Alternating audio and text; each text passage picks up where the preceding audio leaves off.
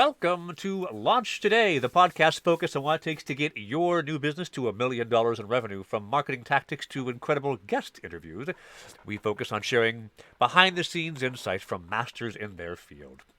If you want to grow revenue for your startup or business, you don't want to miss today because Cindy is the master of executive presence and messaging working at OnPoint Communications, and she helps leaders create stories and unite teams and customers. And we talk a bit about Cindy Skalicky. Yes? Yes, good Got it right. job. I lived in Poland for 7 years. I almost pronounced it Polish fashion. So Well, it is it's Czech, so Czech. you were So in the close. neighborhood, Yes. yeah, yeah. So Cindy's been working in advanced storytelling skills and executive presence for 20 years across a variety of industries, especially innovation labs. She has deep experience working with early stage companies on 6 continents. I really have to ask why you weren't doing Antarctica. I'm trying. There you go. It's because it's too cold there, even for somebody in Colorado. And helps Yes. them refine their pitches and their delivery. She's also working with Fortune 250 executives to grow their communication skills with stakeholders, internal and external. Let's learn from Cindy about what you need to craft a compelling story for your startup to stand out from the pack. Excellent. Cindy, thanks for Do it. coming on Yeah. today. Thank you, Trevor, for having me. Awesome. So we met on LinkedIn, I think We did. through Jeremy Barr. We We did. did. Yes. He's a real good Yes. connector. He's a good guy. He is fantastic. Yes. And It was a pleasure to talk with him. yeah, and one thing I like about what you're doing is a lot of what you are teaching in terms of how to tell a story and how to get stakeholder buy-in resonates at the I have, a slide deck and a dream and I don't know, I run Mhm. Tyson Foods, right? And this similarity in approach I think is really innovative. But why do you do this? How did you get here? What makes you the person about telling a compelling story? Love that question. Thanks, Trevor. So, I think the fastest way for me to share how I got into this is to share with listeners the first homework assignment I had in my first rhetoric class. So, in my undergrad, I have an undergrad from St. Mary's College at Notre Dame, and I was on the track for a speech communications degree in rhetorical criticism. And Okay. in our first assignment, we had just learned Aristotle's rhetorical theory of ethos, pathos, logos. Ah, Okay. yes.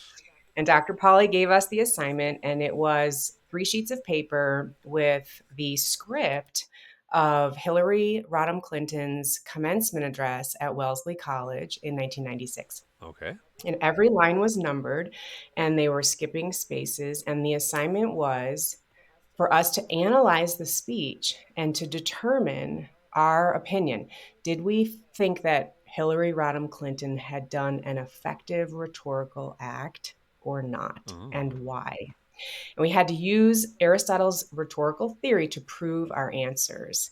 So, that essentially, Trevor, is what I do with messages today with all of my clients. I found that I absolutely loved combing her speech and all the lines and finding out the answers to that really creative simple question. Like, rhetorical act is just another word for speech. Like, was her speech effective or not? yeah. And how can you prove that? So I sat in the basement of the library until it closed that night in the little cubicles, back Yeah, when. back when. And I was so ravenous to uncover this. And I found that as I continued along that path of rhetorical criticism, I have a bachelor's degree and a master's degree from the University of Georgia, and I taught public speaking and communication skills. I just have a brain for the way that messages unfold, and I'm sort of a message detective. So that is how it got started. I had a very influential professor who helped me see that I was particularly good at this, given all the students that he had worked with. So that's how I got into rhetoric and the art and science of dissecting persuasion. I also have experienced career paths in global advertising, global PR, university instructor, and some small business stuff before I started On Point, which was a complete accident. Like, never expected to start this business, but those are some of the key stepping stones. Gotcha. Awesome. Yeah, I find a lot of people who are in marketing And you're like, did you start out to be in the industry? And it's frequently like, not this way. No, No, you just not end really. there. Yeah. Yes. Find a need and then you address it, and then suddenly you're a professional at it, and you're like, I don't know, it's what I Yeah, do now. it's just what my brain does. Yeah. Yes. Very much so for me. I didn't set out to be a startup launch expert, but after doing it for Right. 15 years, I'm like, I guess I better say that's what I do now. Right, exactly. Right, which is very It needed. is. It So is good. awesome. So I've helped, I don't know, dozens, scores, hundreds if I count my teaching people I've taught of early stage companies figure out how to craft $1 million marketing engines. And I always start with actually Aristotle's logos and pathos, and then I replace authority with social proof. Because in Yeah. the modern world, we don't care that 9 out of 10 doctors recommend Crest. We care that some mom says, my kids don't spit out Crest toothpaste when it's time to brush teeth, unlike Colgate. And you go, great, I'll give it a try. I'm desperate. I'll do anything. So, Hmm. like, I have a very kind of numbers driven approach, a Okay. mathematical approach to this. And I tell Hmm. people that my way isn't the only way. It's just the only way I Hmm. know of that works to Hmm. figure out market differentiation. You have a super different way to do it. And I'd love to go in a little bit, right? So if I'm founder, I've got a product, I'm trying to figure out how to make my product different than the 45 other things that are functionally kind of like it. What do you tell somebody to figure out how to hone that message? Yes, great question. Well, it started out when my neighbor, who I started on Point in 2015, my neighbor next door is an angel investor. And when he found out that I had started this business, he invited me to come to a pitch event that was being held locally. And I said, sure. And to be totally honest, Trevor, I'd never gone into this entrepreneur engine type of ecosystem at all. And so I was very green to angel investing, VC, everything, which now, like you, like I know a lot about that now Yeah. after doing this all these years. But here's what happened. And here's what launched the how to model, which is what I really want to leave with your audience today about how to structure a great pitch. So I sat in that meeting with Larry, my neighbor, and I'm listening to the person at the front of the room who's pitching his business.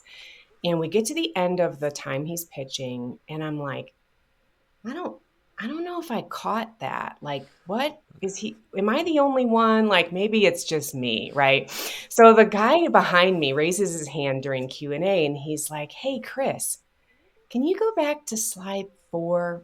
I'm not really sure I get the problem you're solving." Gotcha. And I thought, oh no, Was it just me? I'm not alone, right? I thought, okay, good, I'm not alone. And this guy needs some help. Okay. So fast forward, I spent 5 years as the head pitch coach for that particular organization, and every single month I churned through a founder who needed help to create this presentation to the audience. And the my single objective was to get those founders to create a pitch that helped them totally avoid the I don't get it moment by the end, right? So what I discovered is that if we do 5 things extremely well throughout the course of a pitch message, we will hit ethos, pathos, logos, and storytelling all at Oh, once. nice. So, listeners, if you're listening to this and you're thinking about your pitch deck, how can we avoid that feeling of being in the audience and watching you go through like a very bulleted, disjointed pitch deck that just kind of has slide after slide, right? Well, we have to build a narrative. And Trevor, what I tell people constantly is it's not enough to know your audience. That's great, but it's not enough to know them. For a short time, we really have to try to be them and sit in their chairs and pretend that we are inside of their minds while they're watching us pitch. And when we do that, they are asking us to do 5 things in this order. And this is what makes up the how to model. Okay. So, the very beginning, they're saying to you with those little cartoon bubbles above their heads, they're saying to you, hook me. That's the H. Get my attention. I don't have a lot of time and I got a cell phone here that's begging for my attention. Yeah. So hook me with something really interesting. The O is orient me. So orient me to the problem that you solve. Help me understand. Are we talking med tech, fintech, biotech? What are we talking about? What's the problem and where's the pain? So it's the problem section, but it's like orient me. Okay. That's the hardest letter by far. The third letter is W, which is win me. So the audience is like, if you hook me, if you orient me to the problem, now win me over that you are the person to do it. You have figured out what to try and that this product is legit. Okay. So now if we've done those letters, we go to the word to in the how to model, which is all right, I kind of believe you, right? The audience is like, I think I might be able to go another step with you. Tell me more. Tell me more traction. Tell me more about the product. Tell me about your competitors. Tell me about your financial roadmap, your team, blah, blah, blah, all the traction slides, right? And the final letter is O for offer me. They're like, all right, offer me a way in. That's your ask, right? So in terms of relating to our audiences, if we can follow their mind map, okay, we got to follow their mind map, not ours, Right. and get them to go to the next action. I'll just wrap that up by saying that, founders, when you are facing an audience, whether you know them or not, you're kind of like this red blinking light of risk to them. They're like, I don't know if I'm going to like what you're saying, but you need to be the one, founders, who pulls those audience members from the red light of risk through the yellow light of I'm warming up to the green light of go. And that's the essence of the title of the book that's coming out about this model, which now has totally surprisingly expanded far beyond startup founders, and it's in Fortune 500 companies now. I'm taking it to Google at the end of the month. So, there's a lot of ways to use this how to model that are really exciting. Got you. Yeah. So really, a big part of this differentiation is when you think about the audience you're working with, you want to figure out the the right way to talk to them, the way to win them over, and the Mhm. way to bring them in. Whether it's investor, whether it's customer, whether it's, I mean, your own team, right? Whatever it is. Yeah. And I would say, Trevor, the differentiation part of the pitch is inside the W, the win me over. Gotcha. So if you're going to win me over, I got to know how you're different and you're not like the other people that are out in the market, right? So if the win me moments is sort of identifiable when the founder says to you, in the pitch, introducing OnPoint Communications. We help people master their message in 9 weeks flat, or whatever your thing is, Right. and then the next few sentences are how that thing is different, and that is critical to really crunch together very strategically and not shoot from the hip on that. Like, we got to create that message in advance so that when you're on the stage and you're saying it, you know what it is that you're about to say, and your wheels are not spinning in your head, which Gotcha. is visible to your Which is audience. They're visible. like, The oh, blind panic of, it oh no, what is. was slide three? Yeah. Exactly. Or what's my next slide? Or like, what is the next thing I'm supposed to say? So, yeah, that's kind of the differentiation of the product. That's where I would place it in the model. Gotcha. So when Yeah. you're telling a story as an executive, like one of the roles of founder in early stage company is you have to tell the story that this will be success even when there's no reason why it should be. And you have to Yes. convince your customers, you have to convince your actual your employees, you have to convince your investors all of these things are true. Hmm. How do you recommend to a founder? Because you've got the constant problem of whether it's imposter syndrome or just having a down day, you lost a deal, whatever. Right? There's the micro story of what's happening now. There's the macro story of what you want to have happen. How do you get a Hmm. founder to navigate between these two with agility to be able to tell a story to convince people about truth, but not be like Sam Altman or Elizabeth Holmes, where you're pitching a story that you believe to be true despite no evidence that actually makes it so. Oh gosh, that's a great question. Well, there's a blend of the first a couple things are coming to mind. One is the blend of authenticity and vulnerability that is required, in my opinion, of all executives who want to lead with impact. We can't just be this, stone cold, frigid leader who can't show any cracks or fissures, right? So you want to acknowledge perhaps that there might be imposter syndrome going on, and then find some people in your circles who can help pull you out of that in terms of mindset. Mindset is extremely important to keep an eye on when you are a founder. And I just heard that yesterday. I was at the cohort 11 graduation ceremony at VC Lab. And this is fund managers. Okay. These are first time fund Ah, managers going out there raising tons and tons of money. But they talked a lot about mindset and the need to take good care of yourself and exercise and drink your water and not like let yourself completely get burned out. So that's one thought that I have. The other is really dialing into a specific example and a sticky story. So in the how to model, when we hook really quickly, like extremely fast, and then we have to spend a little time inside that letter O of orient me. And this is where I think the founders can do a really solid job exploring, you know what? I'm going to tell you a quick vignette story of what life is like for my primary customer before my product hits the shelves or becomes available. So I want to hear about Sue, who's the controller at a local mid-sized company, and some huge problem she has with stacks of paper up to her nose, the stress, the frustration. I want to hear about her. So we have to build a character, right? I want to hear about her. I want to hear about her problems, her pain, what it's costing her, what it's costing the company. And then in that time frame, you're kind of sharing with your investor audience who your market is, right? And so by the end of that description, you can say to your investor audience in the middle of your pitch, there's about 125,000 people just like Sarah in the US alone. So you've kind of like given this shot to market size now gotcha. as you're going through the model, and then you go deeper into, I mean, Trevor, right? We got to convince with head and heart, Right. right? So we got to have the numbers.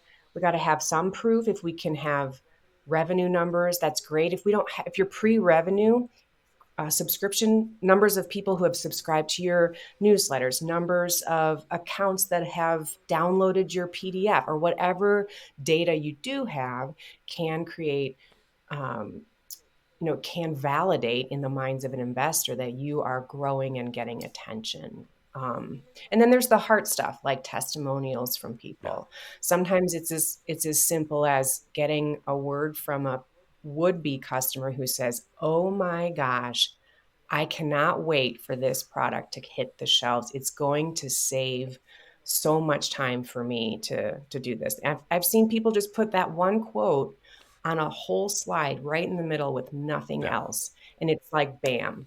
So there's a blend of ways that we can persuade so that they get a feel for the ethos or the pathos and the logos, the head and the heart. Gotcha. Cool.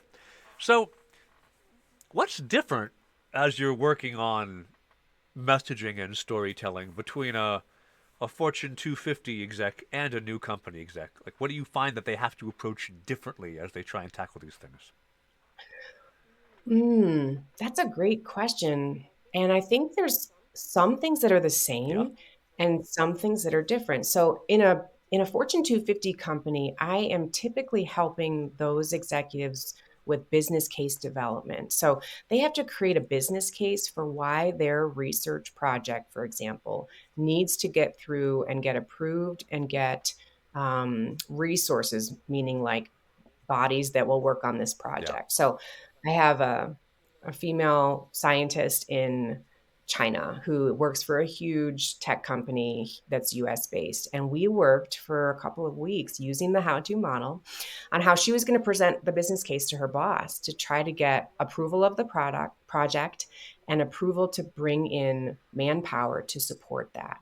And that's exactly where the how to model ought to live. And she got both of those things out of that meeting Excellent. just as prescribed. And she also left with like extreme growth in confidence and in, executive presence in the eyes of her boss. And she also fights, just like your startup founders or anyone really, fights nervousness, fights anxiety, fights confusion around what kind of a story I might tell. So, the startup founders, I would say the one area that maybe is not as present in a Fortune 250 company that is for startup founders is this need to do a little more proving, a little harder at the beginning of this idea. They also tend to need pitches that are for like a stage. There's competitions, there's pitch demo days, there's stuff that's timed, that's very kind of like high stakes. It's a little less so in a corporate environment. But it's really about argument crafting. We're making arguments for people, and it's all about purpose and audience, and that's probably the biggest difference. But it's been to wrap that up, Trevor, that's been extremely interesting for me to observe as I took the how-to model out of early stage Mhm. startup land, which is where it was born, and started like, shopping it around the corporate environments. And it's been really edifying to see the power that it has in any communications situation, no matter who you are. And that's been really fun and exciting for us at OnPoint. I had a similar experience. So I teach, and Mm, what Crowd Tamers does, we validate market approaches through performance marketing tests. We buy ads, we use those ads to understand what real buyers would actually do, and then you can build an yeah. engine from there. And I ended up working with one of the largest banks in Asia, which is a real weird client for me. But they had an Mhm. entrepreneurial startup, which only 80 people, tiny little thing, and they launched to market and hadn't had success, and so then I somehow won the tender to reattempt the launch, and Nice. we dropped their cost per lead like 97% in 6 weeks Oh my gosh.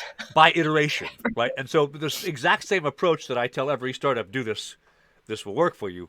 Even at big business, these folks had previously spent $750,000 just completely failing to launch something, Isn't that and then it insane? worked Oh my like God. winnowing down, and for like 20 grand, right? Dropped their cost per lead 97%. Just a crazy Yes. difference in both the scope and the cost, and found them a Yes. whole new market that nobody was fighting Yes. over for their product.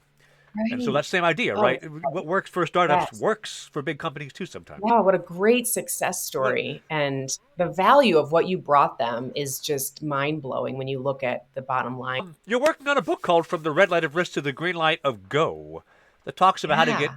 audiences to see the power behind your innovation quickly and move them to action. Tell me three key ideas other than how to. Three key ideas that someone would get from this book. For sure. Well, three key ideas they would get from this book would that I haven't already shared here would be a lot of in-depth instruction and education around rhetoric. That's going to be one of the foundational tools that a person needs to understand to do that model, as well as like the history of storytelling, which is, I mean, it's kind of small, but the story arc that Freytag wrote, 5 point story arc that we all know as the 5 point story arc. He penned that in the 1800s, and it's really the framework for how we build the how to Just model. real But quick, go through those five yeah, because most founders don't know them. okay, sure. So this might bring you all back to your literature classes in high school, perhaps. But the 5 point story arc, if we're starting on the left side of the arc, it's the setting, right? And then we do rising action to get up to a climactic hero moment or transition, and then falling action down to the resolution or the denouement. So any story has to have at least the three components, like without if we take away rising and falling action, we have to have a setting, we have to have a turning point, and we have to have a resolution. And those make for great foundations of like case studies you might tell, really super quick storytelling. But back to the book. One interesting thing that I learned is that the how to model can be dissected itself. And this is what I mean by that. The end of the book, there's a chapter about something called how to Scrabble. Okay. And in Scrabble, we kind of like move the tiles around to spell something else, Yeah. right? So for example, if you're in a a staff meeting at work and you need to present an update on your project. Will you need all 5 letters of the how to model to do that staff update? Well, the answer Probably is not. no. So, how do we think about Things that? like orient Well, is I would, probably already assumed. right. And it's like, well, we don't need to hook people. We don't really need to. So, this happened. I was at DuPont providing a 2-day seminar for their emerging technologies team. And this guy in the back of the room raises his hand and he's like, Cindy, that's great. That how-to model really it makes a lot of sense. But what about these staff meetings we're in? And I was like, that's such a great question. Why don't you sit at your table and you tell me which letters you think you need in those repeated staff meetings? I'm giving you 5 minutes, right? So I gave him 5 minutes and they're like, okay, Cindy, we got it. We think at our table that you need the letters OTO in a staff meeting where you have to like orient people to what's Oh, new fair enough. about the project, tell them what else you need, and then offer them a chance to be supportive of you and help with your resources. We don't really need to hook them and we don't really need to win them on us or our Right. idea. And I was like, that's brilliant. So from that point forward, I've brought How to Scrabble to teams and we create like their type, introductory message, conference talk, like all kinds of messages, like which letters do you need? And it's been a lot of fun for people to use the model in that way. So that's one other piece that comes with reading the book. That's cool, and that does bring in the thinking of who your audience is, right? Your audience Yeah. and the way you talk to them changes. I also think part of your role, executive messaging, once you have a team, whether you're Yes. employing them Right. directly as you or I do, or you're working in a company where you're managing them, uh, the winning part, a lot of executives forget. They're like, it's your job. That's your one, right? Yeah. But getting people on board to care more about a project, you win them for, find the reason, right? Is it better for your career? Is it better for the world? Is it like whatever? Getting that communicated clearly is a big Yes. part of successful leadership when you aren't C-suite, but you've still got a team who you have to help Yeah. manage and direct. Yep. Exactly. Exactly. So those are a few things that are coming with the book, Awesome. aside from identifying the When's the book letters. come Yeah. out? I don't have a date yet. I'll be honest. I'm hoping to do by the end of first quarter. I don't have a date. I just working with my publisher on the editing process, which Ah, is he keeps telling me the magic is in the rewrite. that is so very true. I'm trusting that. So we're very excited. As soon as I have a date and a design cover, I'll be sharing it on social. Don't you worry. Awesome. All right. I very much find so my first book was basically I took 25 blog posts I'd written and then went Oh, super. it was Yes. 25 chapters, right? And I outlined Yeah. all the chapters and then wrote them in order every week for my blog. And then I'm like, great, that's like the minimum viable effort version of this book. And then I had to go do Yeah. a complete rewrite to make all the chapters like fit and start to have this Yeah. actually make sense. Oh, yeah. Yeah. That's a job. So I know what that's like. it's a fair Yes. bit of pain. But those are great kinds of books where you can just pick the book up and just find the topic that's resonating with you right now and read that blog post. I have one sitting on, my shelf that I go to when I need help with, sales techniques or messaging in the business arena. It's fun to have those on hand because you don't feel like you have to read the whole book. Yeah. And I got the idea many years ago. David Meerman Scott wrote The New Rules of Marketing and PR. And Okay. which I'm not talking about like 20 years ago, I think somewhere around there. And the Nice. way he wrote it was the same way 20 years ago. Was he had a blog he was publishing, he wrote a bunch of Hmm. chapters and he went, what if I just put this between two pieces of cardboard and Exactly. instead it's a book now? Yeah. And then he got, Yeah. I mean, it remains, it's not as relevant now as it was. But it was for a decade or so one of the like really good ways to think about launching a digital company. So it's Yeah. No, that's not a bad great. way to do it. Love it. So all right. Speaking of books, what's a great book you've read recently? What's a great book I've read recently? Oh my gosh. I'm so excited. This is becoming a movie I just found out. So I'm totally pumped up for this. It's called The Boys in the Boat. Okay.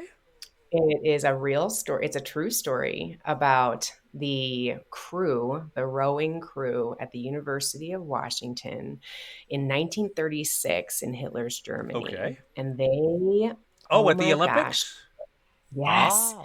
And they make it to the Olympics, and spoiler, they win gold. That's in the book cover, so I'm not really spoiling it. But I am telling you what, the story of the grit that these men had in terms of how hard they had to work to get to the place where they could even win the gold. And then the story of the race at the end. I actually use this story in introductions to my master Ah, classes, okay. Trevor. And the reason is there's a section in the book where the author talks about this thing that happens in the boat when all 9 men are in absolute harmony and synchronicity, and it's called swing. Okay. And he spends like 2 paragraphs talking about what swing is and how even some of the best rowing teams cannot achieve it nor sustain it. But this team had swing. And so I use that as an analogy to be like, we're going to create swing today in your team with messaging. So let's get after it. And I am your coxswain. Gotcha. And You're the one with the so it's a megaphone barking at people. yeah, right. Like go, row, row, go. But it's just beautifully written. I really enjoyed it, and I've given it to many of my clients and leaders to help them create swing in their organizations too. Awesome. The Boys in the Boat. I've never heard of it. Boys in the I Boat. always love asking Oh that man, question. It gives me something great to put on my Kindle list. I've read yeah. 168 books so far this year, so I'm always looking Well, for a new Trevor, one. what? Yeah, I That's know. crazy. Yeah. Well, you got to read it. And then the movie trailer, I just saw it when I was with my daughter watching the Eras tour at the movie theater. So Ah, the I Eras was like, Tour. Yeah, I haven't. Eras My tour. daughters aren't the right age where I'm doing that. They're 4, so Okay. they're not. Oh, mine are older, Yeah, so they're one in my 14-year-old was pretty excited. I imagine. Yeah, and definitely when you compare the price to a Taylor Swift ticket, like yeah, I'll spend.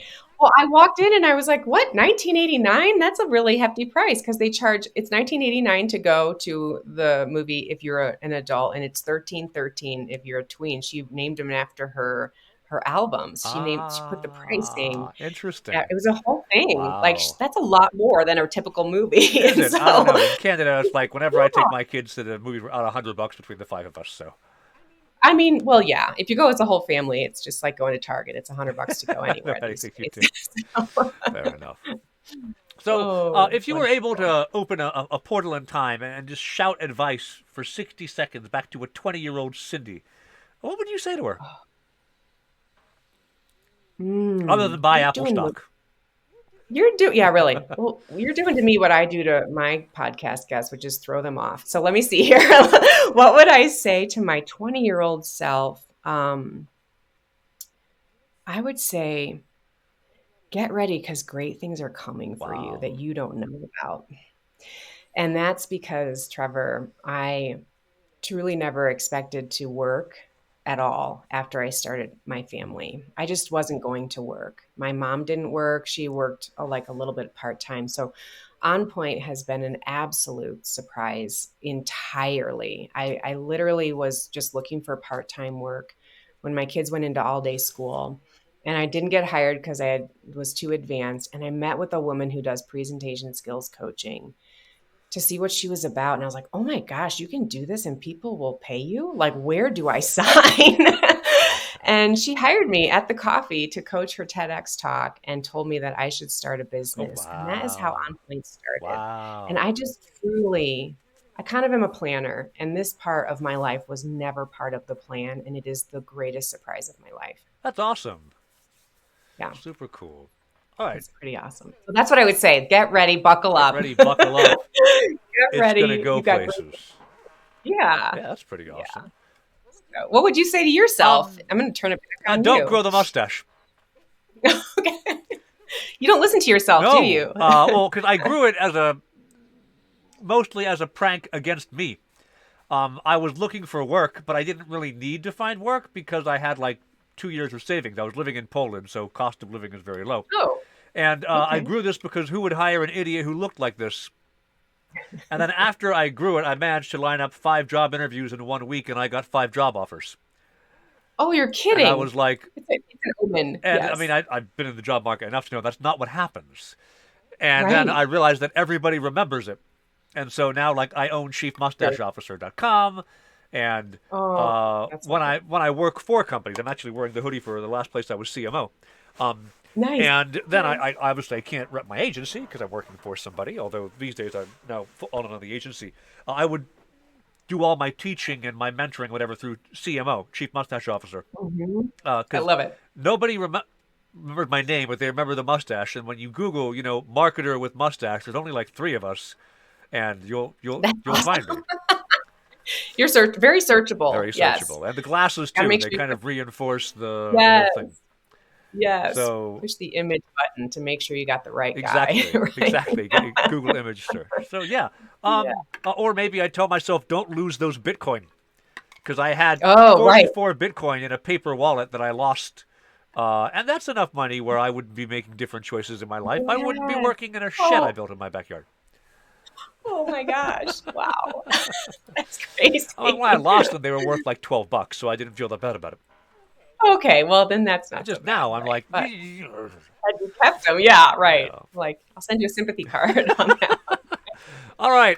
So at On Point, who do you love to talk to and help?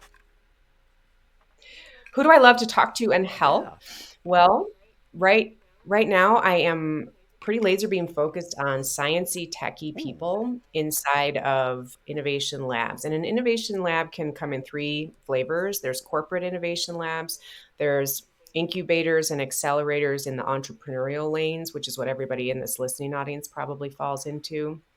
And then there's the government labs like NREL, Sandia Labs, Fermilab, where the researchers are like crazy smart and they are thinking about how to commercialize their idea if they want to start a startup. So they're like really, really early Right. stage. So I really, I love to talk to people who are in the science, tech, med tech, like um, the brainiacs, because they have a really hard time knowing what they need to boil to the surface to get their message.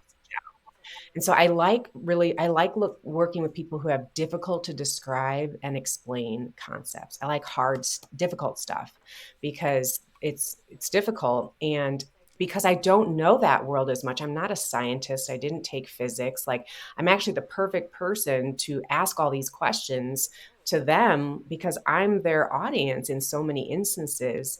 And so sometimes I'm like, I basically get paid to not know what you do.